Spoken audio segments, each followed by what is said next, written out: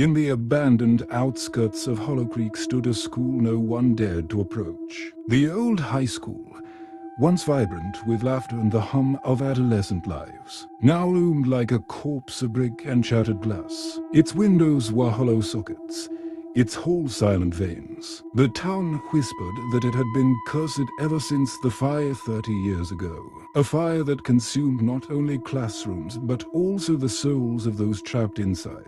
Evelyn adjusted her flashlight, the beam cutting through the dense mist that coiled around the rusted front gates. "This is it," she whispered, her voice trembling yet determined. Her fascination with urban legends had dragged the others here tonight. Marcus scoffed, hands buried deep in his jacket pockets. "It's just a building, old wood, broken pipes and rat droppings. Nothing more." Yet his eyes betrayed unease as he glanced at the scorched emblem above the entrance. Hollowcreek High School. Knowledge is eternal. The irony stung. Clara shivered violently. She hadn't wanted to come. For weeks, she had dreamed of voices echoing from empty classrooms, of shadows moving behind lockers. Her grandmother had called it a warning, but Clara had been too ashamed to back out. "There's something wrong here," she whispered, clutching her necklace, a small silver cross that seemed to burn colder the closer she got. Daniel pushed the heavy gate open. Its screech rattled the night, startling even the crickets into silence. He was the rational one, but even he felt the weight of unseen eyes. "Let's not take too long.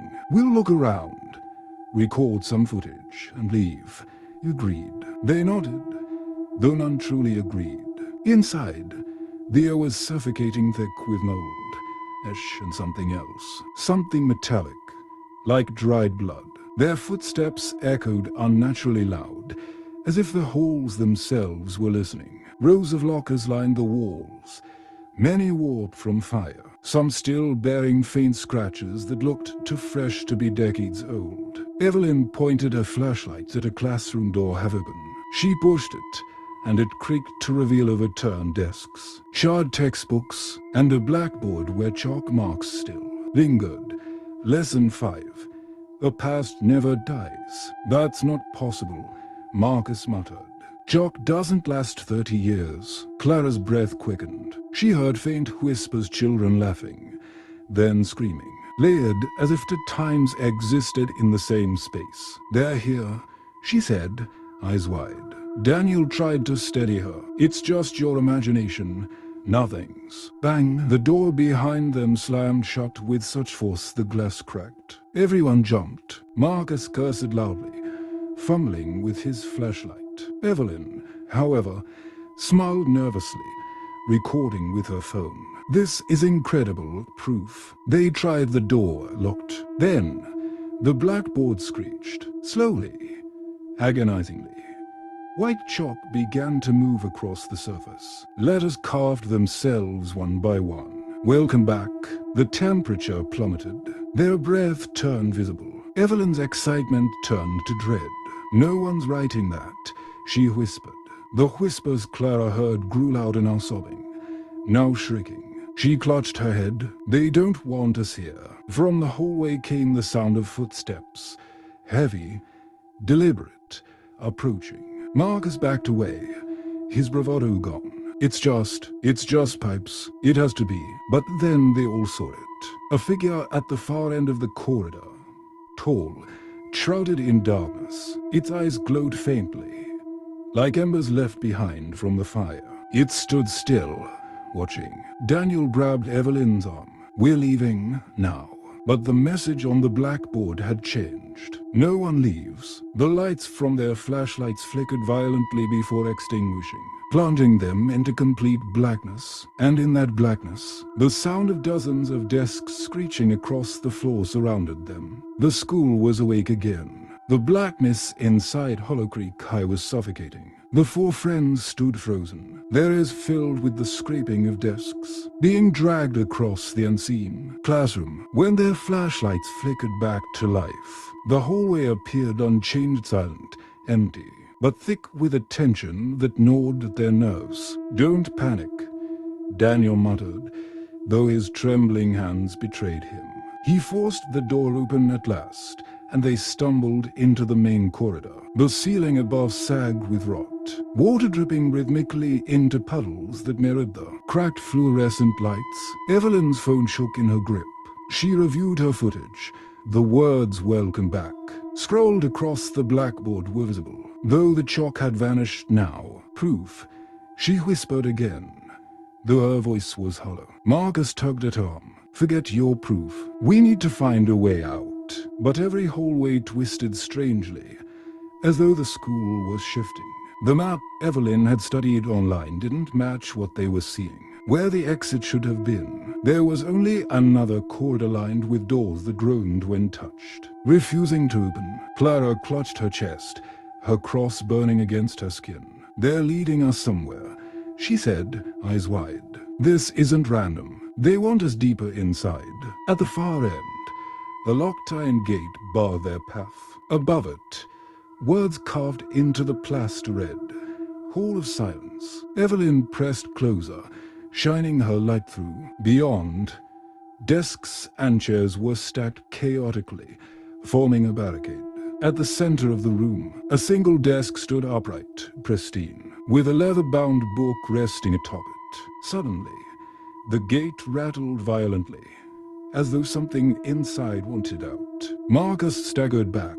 "We're not going in there." But as if mocking him, the lock clicked open on its own, falling to the ground with a metallic clang. Daniel exhaled shakily. "We check it quickly, then we leave." "Understood." The others hesitated but followed him through. The temperature dropped again, their breaths swirling in pale clouds. As they neared the lone desk, Clara's whispers grew louder, except they weren't hers. Children's voices swirled around them, chanting in unison, "Never leave, never leave, never leave." Evelyn reached for the book. The cover was scarred by burns but intact. Its pages, however, were filled with names, hundreds of them. Students, teachers, and then their own names, freshly inked at the bottom. Her throat tightened. "It knows us." Suddenly, the barricaded desks scraped apart violently, forming an open aisle. At the far wall, a shape materialized, a teacher, her face melted by flame, her hollow eyes fixed on them. Her mouth opened wide, impossibly wide, releasing a scream that shattered the overhead lights in a rain of glass. The four collapsed against the cold wall of another wing, their lungs burning as if the very air fought against them. Daniel still clutched the scorched book, its pages humming faintly like a pulse. Every instinct told him to throw it away, yet some force made it impossible to release. "Why are our names in it?" Evelyn demanded, fear sharpening her voice. "How does it know us?" Marcus shook his head, pacing. "It doesn't matter. We just need to find a window, break it, and get out." But Clara's voice cut through, trembling. "You can't leave if they've written your name. You're bound." The hallway ahead stretched endlessly. Torn banners still clung to the ceiling. "Reading Choir Competition 1989. A faint echo of voices drifted through harmonies layered, hauntingly beautiful, yet warped, like a record slowing and distorting. They followed the sound until they reached the auditorium. The great wooden doors creaked open to reveal rows of broken seats and a stage, heavy with rot. The curtains hung in tatters, stained dark as if soaked in old blood. On the stage stood a ghostly choir, children in scorched uniforms, mouths open in song though their eyes were hollow sockets. Their voices filled the cavernous space with a melody so chilling it made the air vibrate. Evelyn filmed, tears streaming down her face. This is history, proof no one can deny." Marcus grabbed her wrist. "Shut it off. You're drawing them to us." As if in response, the choir turned in unison, their song twisting into a scream that rattled the chandeliers. The children pointed at the group, and one ghostly boy stepped forward, his jaw unhinged, stretching down until it split his chest open, releasing a shriek so powerful the floorboards cracked. Daniel dropped to his knees, the book glowing in his hands. Clara covered her ears, but the voices weren't just sound, they were inside their heads, filling them with visions of fire. Bodies trapped in classrooms, and the smell of melting flesh. Make it stop. Evelyn cried. The book flipped open on its own. Ink spilled across the pages, forming new words. Sing with us. Daniel resisted, but the words carved themselves into his skin, glowing like brands. Evelyn began to hum uncontrollably, tears flooding her eyes. Marcus slapped her, desperate, but her mouth moved on its own, matching the choir's twisted hymn. Daniel resisted, but the words carved themselves into his skin, glowing like brands. Evelyn began to hum uncontrollably, tears flooding her eyes. Marcus slapped her, desperate, but her mouth moved on its own, matching the choir's twisted hymn. Clara stepped forward, raising her cross. "You can't have them," she screamed, her voice cutting through the song. For a moment, the spirits faltered, flickering like candle flames in the wind. But the boy's shriek rose again, louder, shattering the cross in Clara's hands. She fell, sobbing, as shadows poured from the broken stage lights, coiling like serpents around their feet. The auditorium shook violently. The exit doors slammed shut, locking them in. The ghostly choir advanced, each step echoing like a drumbeat of doom. Daniel clutched the book, praying it held some answer, some way to resist. But when he looked down, the pages showed only one command, etched in blood. Offer one. The command offer one burned in Daniel's mind. The choir's hollow eyes fixed on them, their chants shaking the walls.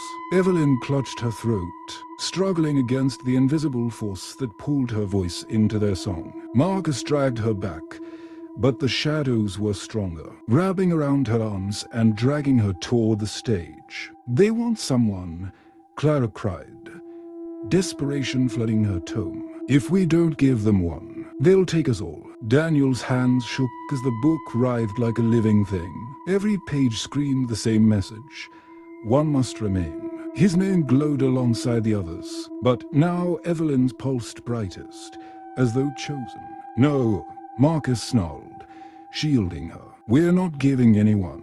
The choir's voices rose, cracking the ceiling above. Chunks of plaster rained down. The ghostly boy stepped closer, mouth still gaping, releasing a blast of sound that hurled Marcus across the room. He hit the seats with a sickening thud, coughing blood. Clara fell to her knees beside him, trembling. "They'll kill us all," Evelyn sobbed, torn between terror and awe. Maybe if I go, it ends. Maybe I'm supposed to." Daniel grabbed her shoulders, shaking his head violently. "No, we came together. We leave together." But the shadows coiled tighter. Evelyn's body levitated, dragged toward the stage as if invisible strings had hooked into her bones. She screamed, clawing at the air, her phone clattering to the ground. The screen showed the recording still rolling, her face pale, her eyes filled with terror. Daniel opened the book again, desperate. Ink shifted violently across the pages, forming new words. "Or all shall burn." The choice was no longer theirs. With a guttural roar, Daniel sliced his palm across the page, blood spilling into the ink. The book absorbed it greedily, glowing brighter. "Take me," he shouted. "Leave them alone." The choir froze. The boy's mouth snapped shut. For a moment, silence reigned, heavy and absolute. Then, the children began to fade, their forms unraveling into smoke. Evelyn dropped to the floor, gasping for air. Marcus staggered upright, holding Clara close. But the book had turned black in Daniel's hands, its cover sealing shut with a sound like bones breaking. And when he looked up, Daniel was no longer the same. His eyes glowed faintly red, his face shadowed as if something inside him had awakened. Clara whimpered, "What did you do?" Daniel smiled faintly, though it wasn't his smile anymore. "I made a deal." From the stage, a final message burned into the wood. "The sacrifice is only the beginning." The air grew heavier as they stumbled out of the auditorium. Daniel walked ahead, the book clutched tightly, his posture strange to calm, to certain. Evelyn and Marcus exchanged worried glances, while Clara trailed behind, whispering prayers under her breath. They reached the administrative wing. The sign above a cracked door read Principal's office. The knob turned by itself, and the door creaked open. Inside, dust coated everything, yet the desk stood immaculate, as though waiting. On it lay a framed photograph of students smiling, their faces eerily familiar. In the background of the photo was Daniel unchanged, though it was dated 1989. Evelyn gasped. That's impossible. Daniel's expression didn't change. Maybe time isn't what you think here. The book snapped open, pages fluttering until they stopped on a sketch of the same office. Underneath were words. The deal must be sealed. The walls groaned, and shadows thickened, shaping into the form of the principal, a towering figure with burned flesh, eyes glowing like dying embers. He stepped from behind the desk, his voice a guttural echo. The sacrifice has been made. Now the vessel must remain. Clara screamed. He means Daniel. But Daniel's smile widened unnaturally. No, he means all of you. Shadows erupted from his body, slamming Evelyn and Marcus against the walls. The principal loomed closer, his charred hand resting on Daniel's shoulder. The school accepts you. Evelyn clawed desperately at the desk, grabbing the photograph. The faces of the children twisted into skulls as she held it. The floor beneath them cracked, revealing fire below. Screams rising as though the school set atop hell itself. Marcus roared, throwing a chair at Daniel. It shattered midair, dissolved by the swirling shadows. Fight it, damn you. For a heartbeat, Daniel's real eyes flickered through, filled with pain. Begging for release, Clara rushed forward, pressing her broken cross against his chest. Light seared through the shadows, and Daniel screamed in agony, his voice layered with hundreds of others. The principal recoiled, bellowing, as cracks spiderwebbed across his form. The book burst into flames, its pages turning to ash. But the fire didn't vanish, it spread, igniting the office, the halls beyond. The school itself shook violently, as though collapsing in on another reality.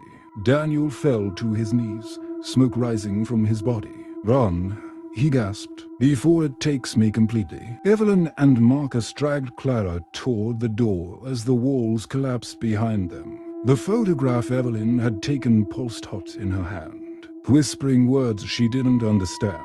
The school wasn't letting them go so easily. The fire roared through Hollowcreek High, but the three survivors, Evelyn, Marcus, and Clara, stumbled through the collapsing corridors, smoke clawing their lungs. Behind them, Daniel's screams mingled with the cracking of walls, his voice distorted by whatever force had claimed him. They burst into the main hall. The school's great clock, long frozen, suddenly ticked again. Each echo of its pendulum sent vibrations through the floor. Clara gasped, realizing what it meant. When it strikes 12, it seals forever. Marcus kicked at the boarded doors, splinters flying. Then we break out before it happens. But the wood repaired itself each time, as though the building fought to keep them in. Evelyn raised the photograph, its surface glowing. The faces of the trapped students whispered, their mouths moving, "Free us." The final bell began to toll. The sound was deafening, shaking dust from the rafters. From the shadows of the hall, hundreds of figures emerged: the children, the teachers, the principal, wreathed in fire and smoke. At the center was Daniel, no longer human. His body flickered like a dying flame, eyes pits of endless red. "You can't leave," his voice thundered, layered with countless others. "You are written now." The doors sealed shut, chains bursting from the walls. Marcus roared, slamming his body against them, but they held firm. Evelyn clutched the photograph tighter. "They won't release. That's the key." Clara nodded through tears. "Burn it, free them, or we stay." The last toll began. Daniel raised his arms, shadows lushing toward them. Marcus shielded Evelyn as she lit the photograph with a shard of flaming wood. The faces screamed not in pain, but in relief as the picture curled to ash. The spirits around them dissolved into light, their anguished cries turning into silence. Daniel howled, the shadows tearing from his body like smoke in the wind. For one final moment, his true face emerged, filled with sorrow. "Thank you," he whispered before the fire consumed him entirely. The doors burst open. The three were hurled into the night air, collapsing on the cold grass outside. Behind them, Hollowcreek High burned brighter than ever, its windows glowing like eyes. As the last bell's echo faded, the building didn't collapse, it stood untouched, pristine, as if the fire had never existed, silent, waiting. Evelyn wept into Marcus's arms. Clara stared at the school, her voice barely a whisper. "It's not over. It never ends. It just waits for the next names." And from inside the untouched walls of Hollowcreek High, the faint sound of children laughing drifted into the night.